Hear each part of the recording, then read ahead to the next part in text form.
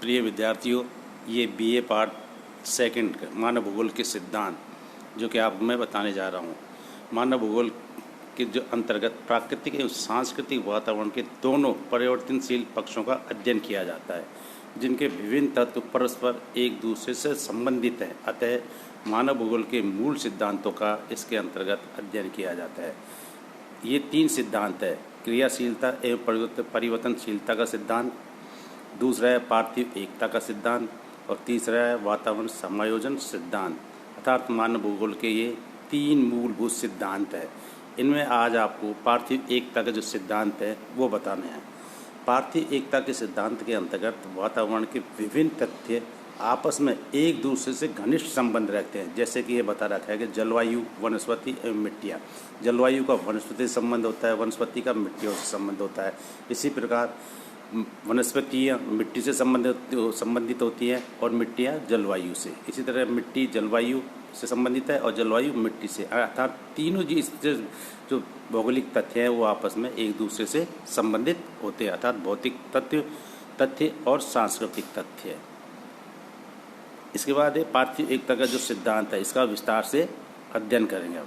यानी कि भौगोलिक तथ्यों का अध्ययन करते समय हमें यह बात अवश्य रूप से ध्यान में रखनी चाहिए कि वातावरण के तथ्य आपस में एक दूसरे से घनिष्ठ संबंध रखते हैं। कोई भी परिस्थिति अकेले नहीं होती है, वरन उसका जन्म और विकास बहुत से तथ्यों के जटिल समूह से होता है। संपूर्ण पृथ्वी एक इकाई है जिसके विभिन्न भाग आपस में एक दूसरे से संयुक्त है। संपूर्ण पृथ्वी पर एक से भौतिक नियम क्रियाशील है। जैसे वायुमंडल के चक्कर से सारी पृथ्वी पर जलवायु के नियम समान ढंग से बनते हैं। समान प्रकार की जलवायु में समान प्रकार की वनस्पति होती है। जैसे टैगतुल्य टैगतुल्य वनस्पति में शीत ऋतु होती है। शीत ऋतु में वर्षा हिम के रूप में होती है। अर्थात वहाँ पर पाई जाने वाली जो वनस्पति होती है वो कोणधारी प्रकार की वनस्पति पाई जाती है। अर्थात जिनकी छाल मोटी होती है, पत्तियाँ महीन होती हैं, तो नुकीले पेड़ होते हैं ताकि वो मौसम के अनुसार अपने आप को ढाल सके। इसी तरह हम देखते हैं कि प्राकृतिक तथ्यों की भांति मानव भूगोल के तथ्य भी पार्थिव एकता से संबंधित है। पृथ्वी तल पर सभी जगह भौतिक वातावरण का प्रभाव मानव पर होता है। अर्थात जहाँ भी मानव निवास करता है वहाँ पर उसके पर भौतिक वातावरण के तथ्य या भौतिक वातावरण का उस पर प्रभाव पड़ता है। सभी जगह मानव अपने अनुकूलन करता रहता है। अर्थात जिस प्रकार की जलवायु होती है तो मानव उसके अनुसार वो ढलता हुआ जाता है। लेकिन यह भी आवश्यक है कि मानव अनुकूलन की विधियों या अवस्थाओं में कुछ जरूर हो सकता है। यद्यपि किसी भी प्राकृतिक प्रदेश के समस्त भागों में एक सी जलवायु, वनस्पति एवं मिट्टी पाई जाती है। अर्थात चाहे भूमध्यरेखीय जलवायु हो या समोन्नतुल्य जलवायु हो या मरुस्थलीय जलवायु, सब प्रकार की जो जलवायु होती हैं उनमें वनस्पति और मिट्टी उसी जलवायु के अनुसार वहाँ पाई जाती है।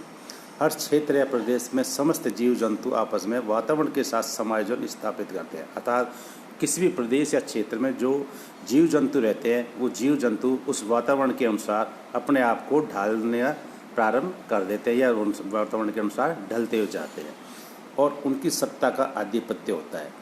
भूमि की बनावट, जलवायु के तत्व जैसे तापमान, वायुभार, वर्षा, मिट्टी, वनस्पति और पशु जगत परस्पर क्रियाएं एक दूसरे पर प्रभाव डालते हैं। जिस प्रकार किसी प्रकार की जलवायु है तो वहाँ की जो जलवायु के अनुसार वनस्पति, पशु जगत है या मानव अपने अनुसार उनके जलवायु या वातावरण के अनुसार एक दूसरे पर प्रभाव डालते रहते हैं और उनके सबके पारस्परिक संयोजन से प्रत्येक तत्व की सत्ता बनती है तथा परिवर्तन होता रहता है। जैसा कि वनस्पति की उत्पत्ति भूमि, जलवायु और मिट्टी पर निर्भर करती है। अर्थात जिस प्रकार की वहाँ पर जलवायु है, मिट्टी है, भूमि है, वो पाई जाती हैं, उनके अनुसार ही वहाँ पर वनस्पतियों का विकास होता रहता है। मिट्टियों के निर्माण में भूमि और जलवायु, जैसे किसी भी मिट्टी के निर्माण में वहाँ के प्राकृतिक तत्व और वहाँ के जीव जंतु आदि का संयोग होता है और उनके समायोजन से ही मिट्टी का निर्माण होता है।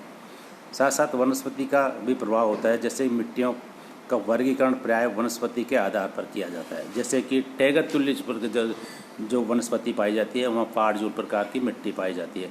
जैसे कि वनस्पति क्षेत्र, मरुस्थलीय क्षेत्र होते हैं, वहाँ पर जो मिट्टी है वो रेतीली मिट्टी पाई जाती है। भूमध्यरेखीय क्षेत्र हैं वहाँ पर मिट्टी मतलब काली मिट्टी प्रकार की मिट्टी पाई जाती है। इस तरह वनस्पति और वहाँ की जलवायु के अनुसार मिट्टियों का भी निर्माण होता है। जलवायु के द्वारा भूमि की आकृतियों का निर्माण भी होता है। जैसे कि किसी भी पर्वतीय क्षेत्र में वर्षा के द्वारा चट्टानें कटकर बहती हैं, परंतु जलवायु पर स्वयं भी भूमि की बनावट का प्रभाव पड़ता है। अर्थात जलवायु का वहाँ के भौतिक की दृश्य हैं उन पर भी प्रभाव पड़ता है और भौतिक दृश्यों का वहाँ की जलवायु पर भी प्रभाव होता है। अर्थात एक दूसरे से एकता संबंधित होते हैं। एकता से जलवायु का प्रभाव वनस्पति पर होता है, परंतु वनस्पति का प्रभाव भी जलवायु पर होता है। जैसे कि अधिक वनों के कारण तापमान नीचा रहता है तथा वायुमंडल में आर्द्रता अधिक रहती है। यदि वहाँ वनस्पति, जैसे कि हम देखते हैं भूमध्य रेखा के क्षेत्र होते हैं, वह वनस्पति अधिक होती है और वनस्पति अधिकता के कारण वह वायुमंडल में आर्द्रता की अधिक मात्रा पाई जाती है। इस तरह वातावरण के तत्व एक दूसरे से संबद्ध और संगठित हैं। प्रत्येक प्रदेश के जीवधारी वृक्ष, जंतु और मानव सभी आपस में मिलकर ही उस वातावरण से अनुकूलन करते हैं। अर्थात जिस प्रकार के वहाँ वातावरण है, वहाँ जिस प्रकार की जलवायु है, तो वहाँ पर उस जलवायु के अनुसार ही वहाँ के जो जीव जंतु या वनस्पति है वो अपना अनुकूलन करना प्रारंभ कर देती है। ड्रेटजेल ने भी अपनी पुस्तक एंथ्रोपोजियोग्राफी में इस सिद्धांत पर बल दिया है कि मानव भूगोल के दृश्य पार्थिव एकता से संबंधित होते हैं और केवल उसी के द्वारा समझाए जा सकते हैं। प्रत्येक स्थान पर भौगोलिक दृश्य वहाँ के वातावरण से संबंधित हैं और वातावरण भौतिक दशाओं का एक योग होता है। अर्थात किसी प्रकार के जो भौतिक दृश्य हैं वहाँ के भौगोलिक दृश्य या भौतिक दृश्य वहाँ के वातावरण से संबंधित होते हैं। हेम्बोल्ट ने बताया कि किसी भी भूदृश्य के निर्माण में वनस्पति का बड़ा महत्व होता है। अर्थात वहाँ के जो भूदृश्य हैं वहाँ पर वनस्पति का किस प्रकार का योगदान है। बर्गहोर्स्ट ने अपनी पुस्तक फिजिकल एटलस में जलवायु और वनस्पति के संबंध को समझाया है। अतः अन्य भूवेताओं की खोज में से यह सिद्ध होता है कि प्रत्येक प्रदेश के वातावरण की दशाओं का, जैसे कि तापमान, वर्षा, मिट्टी आदि का प्रभाव उस प्रदेश की वनस्पति द्वारा स्पष्ट रूप से प्रकट होता है। प्राकृतिक प्रदेशों का वर्गीकरण वनस्पति के आधार पर ठीक हो जाता है। अर्थात हमें किसी भी प्रदेश का, क्षेत्र का या प्रदेश का वर्गीकरण करना है तो वहाँ के वनस्पति को मूल आधार माना जाता है। किसी प्रकार की वनस्पति का भौगोलिक अध्ययन करते समय वहाँ के अलग अलग वृक्षों पर भी विचार नहीं होता है। यह देखा जाता है कि उस प्रदेश की समस्त वनस्पति मिला जुला सामूहिक दृश्य वहाँ नज़र आता है। अर्थात जिस प्रकार किसी भी प्रकार की जलवायु है तो वहाँ के जो वृक्ष हैं वो अलग अलग न होकर वो एक प्रकार के वृक्ष वहाँ आपको देखने को मिलते हैं। जैसे टेगा वन है, स्टेपिस प्रकार की वनस्पति है, प्रेरीज है, सवाना है, पार्कलैंड है, सिल्वा है इत्यादि है। टैगा से संबंधित होता है कि यहाँ पर शीतोष्ण कटिबंधीय, शीत कटिबंधीय जलवायु पाई जाती है। स्टेपीज जो घास के मैदान में शीतोष्ण कटिबंधीय जलवायु पाई जाती है। प्रेरीज में इस प्रकार की जलवायु पाई जाती है। सवाना घास के मैदान है, वहाँ पर उष्ण कटिबंधीय जलवायु पाई जाती है। तो ये वहाँ के भौगोलिक दृश्य किस प्रकार के हैं ये वहाँ देखने को मिलते हैं, जो किसी प्रदेश की समस्त वनस्पति के लिए मिला जुला दृश्य द्योतक होता है। इसका प्राय केवल इतना ही नहीं है कि वहाँ वनस्पति का एक ही प्रकार का दृश्य होता हो। वहाँ वृक्ष और पौधों की क्रियाएं तथा उनकी प्राकृतिक आवश्यकताओं का स्वभाव भी एक जैसा होता है। पौधों में परस्पर इतनी स्पर्धा होती है कि केवल वे ही पौधे जीवित रह पाते हैं जिनका कि पारिस्थितिक अनुकूलन सर्वोत्तम होते हैं। जैसे कि हम देखते हैं कि भूमध्य रेखा के जो वन है वहाँ पर केवल वही वृक्ष जीवित रह सकते हैं जो कि वहाँ की जलवायु से अनुकूलन कर लेते हैं, क्योंकि वृक्ष आपसी एक दूसरे से संघर्ष करते हैं और एक दूसरे से संघर्ष करते हुए आपसी होड़ में एक दूसरे से उनकी जो लंबाई है वो बढ़ती हुई जाती है, क्योंकि वहाँ संघन वन उगाए जाते हैं और सूर्य के प्रकाश के लिए वो आपस में उनकी जो लंबाई है वो काफ़ी बढ़ जाती है। वृक्ष अपनी ऊंचाई को घटा बढ़ा लेते हैं, आकार में परिवर्तन कर लेते हैं, पत्तियों को छोटा बड़ा कर लेते हैं। आर्द्र प्रदेशों में वृक्ष पत्तियां चौड़ी करते हैं। शुष्क जलवायु में वृक्ष अपनी पत्तियों को छोटा कर लेते हैं, कांटेदार कर लेते हैं। जैसे कि है कि जहाँ रेगिस्तानी जलवायु होते हैं वहाँ पर वृक्ष अपनी पत्तियों को बिल्कुल छोटी कर लेते हैं और उनमें उनके जो शाखाओं में कांटे पाए जाते हैं।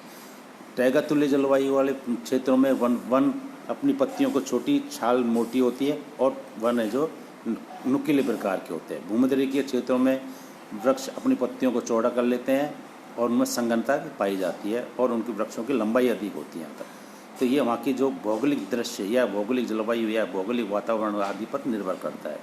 आद्र प्रदेशों में इस तरह की चीज़ें देखने को मिलती हैं। पेड़ अपनी शाखाओं में गांठ बना लेते हैं तथा कोई अपनी छाल मोटी कर लेता है, जैसे कार की या ओक की है। कुछ वृक्षों की जड़ें अधिक फैलती हैं, कुछ वृक्षों की जड़ें अधिक नीचे गहराई तक चली जाती हैं, जो एक दूसरे की समीपता का भी लाभ उठाते हैं। इस प्रकार किसी भी प्रदेश में चाहे जितनी भी नस्लों के वृक्ष या पौधे या पास पास खड़े हों, परंतु उस समस्त वनस्पति का एक ही मिला जुला सामान्य दृश्य होता है जो उस प्रदेश के वातावरण को प्रकट करता है। ब्लास और बुंज ने भी इसकी पुष्टि की है कि किसी भी स्थान पर जितनी भी जीवधारी जैसे कि वनस्पति, जंतु और मनुष्य होते हैं, उन सब में एक पारस्परिक संबंध होता है और ये सब अपनी परिस्थितियों में समायोजन करते हैं।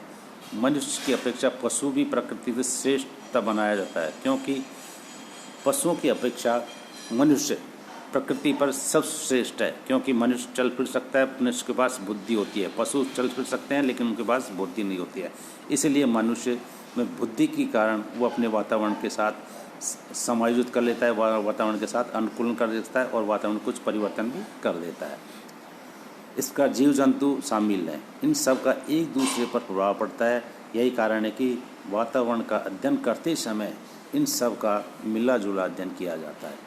प्रत्येक क्षेत्र एवं प्रदेश में विभिन्न प्रकार के प्राणी रहते हैं जो कि कृत्रिम रूप से पड़ोसी बन जाते हैं, अर्थात किसी भी क्षेत्र प्रदेश में जो जीव जंतु या प्राणी या रहते हैं वो आपस में एक दूसरे से समायोजन करते हैं और समायोजन के कारण एक दूसरे पर अपना प्रभाव या मिला जुला असर प्रभाव या डालते रहते हैं।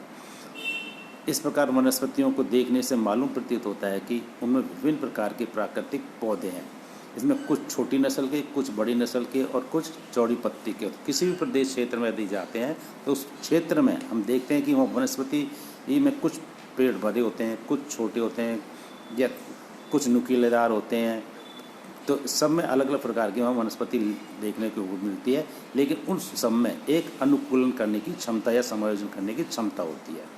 इस प्रकार पशुओं को देखने से भी यह प्रतीत होता है कि उनमें विभिन्न प्रकार के पशु पाए जाते हैं, कुछ देसी नस्ल के, कुछ बाहर से लाए जाते हैं। अक्सर किसी क्षेत्र में हम देखते हैं कि उस क्षेत्र में कुछ जीव जंतु या पशु वहाँ जो देसी नस्ल है जो पहले से ही मौजूद है वो पाए जाते हैं। कुछ जीव जंतु या पशु इस प्रकार ऐसे मिलते हैं जो कि बाहर से लाए हुए होते हैं, लेकिन वो भी आपस में एक दूसरे के साथ समायोजन स्थापित कर लेते हैं। इस प्रकार हम देखते हैं कि कुछ स्थानों पर रहने वाले या कुछ की आयु बहुत छोटी होती है, कुछ की 1 या 2 दिन जीवित रहते हैं। इन्हें जीव जंतु, कुछ जीव जंतु ऐसे होते हैं जिनकी आयु बहुत छोटी होती है, 1 या 2 दिन की होती है। कुछ जीव जंतु ऐसे होते हैं जिनकी आयु वर्ष 10, 15, 20 वर्ष तक या 100 वर्ष तक भी हो सकती है। इस प्रकार हम देखते हैं कि किसी भी क्षेत्र या प्रदेश में विभिन्न नस्लों के लोग होते हैं। कुछ छोटे कद के होते हैं, कुछ मोटे होते हैं, कुछ पतले होते हैं, परंतु कुछ इन सब वातावरण के साथ समायोजन स्थापित करते हैं। जैसे कि हम देखते हैं भूमध्य के क्षेत्रों में पिग्मी लोग पाए जाते हैं जो कि नाट्य कद के होते हैं। इसी तरह हम देखते हैं कि सूडान में लंबे कद के आदमी पाए जाते हैं। इसमें काकेशिया प्रदेश में पाए जाता है या काकेशिया क्षेत्रों में पाए जाने वाले लोग अधिक लंबे होते हैं। मतलब मनुष्य है जो वहाँ की जलवायु के अनुसार वहाँ समायोजित करता रहता है। किसी प्रदेश की स्थिति, भूमि की बनावट, ढालों की ऊंचाई, नीचाई, जलवायु, वनस्पति आदि से वहाँ के लोगों का ऐतिहासिक विकास और सामाजिक संगठन समझ में आता है। विडाल डेला ब्लास ने अपनी पुस्तक एजेंट की भूमिका में समझाया है कि एक देश के राजनीतिक मानचित्र का अध्ययन वहाँ के प्राकृतिक मानचित्र के साथ होता है। अतः वहाँ की जो राजनीतिक स्थिति है वो वहाँ के प्राकृतिक मानचित्र के आधार पर किस प्रकार स्थापित होती है। ये मानचित्र एक दूसरे से स्पष्ट करती हैं और उनके पूरक दूसरे मानचित्र रेखा चित्र होते हैं जो उस प्रदेश के भूविज्ञान एवं जलवायु की सांख्यिकी से संबंधित होते हैं। अतः छोटे से छोटे भौगोलिक अध्ययन जिसका कि उद्देश्य संपूर्णता पर विचार करना है, केवल अलग अलग तथ्यों के विचार तक ही सीमित नहीं रहता है। उदाहरण के लिए कोई गांव या नगर एक स्वतंत्र इकाई नहीं है, वरन उसका आधार वहाँ मिट्टियाँ हैं जिनसे वे भोजन प्राप्त करते हैं। अर्थात मिट्टी पर कृषि करते हैं और कृषि से फसलें पैदा करते हैं, फसलों के आधार पर उन्हें अपना भोजन प्राप्त होता है। वह जलवायु जिसमें कि वह रहता है, वातावरण जिसमें कि वह जीवित रहता है, ऋतु परिवर्तन और ऐसे तथ्य जैसे कि व्यापारिक पवने, मानसून या चक्रवात आदि विभिन्न भिन्न भिन्न भागों से अन्योन्याश्रित संबंध रखते हैं, अर्थात इंटरडिपेंडेंट। अर्थात वहाँ की जलवायु है, वहाँ का वातावरण है, वहाँ की वनस्पति है, वहाँ की मिट्टी है आदि से मनुष्य किस प्रकार एक दूसरे से संबंध स्थापित करता है और वहाँ किस प्रकार अपना समय आयोजन स्थापित करता है, यही उनके पार्थिविकता से सिद्धांत से ये संबंधित होते हैं। इस प्रकार के विचार से हम देखते हैं कि पृथ्वी के भिन्न भिन्न शक्तियाँ जैसे कि ताप, पवन, वर्षा, वनस्पति आदि एक दूसरे से बंधी हुई होती है। किसी भी क्षेत्र में देखते हैं कि वहाँ तापमान है, वहाँ पवने हैं, वर्षा है, वनस्पति है। अगर वहाँ किस प्रकार की जलवायु है तो उस जलवायु के अनुसार वहाँ की तापमान है, वर्षा है, वनस्पति आदि एक दूसरे से समायोजन या एकता संबंध स्थापित कर लेते हैं।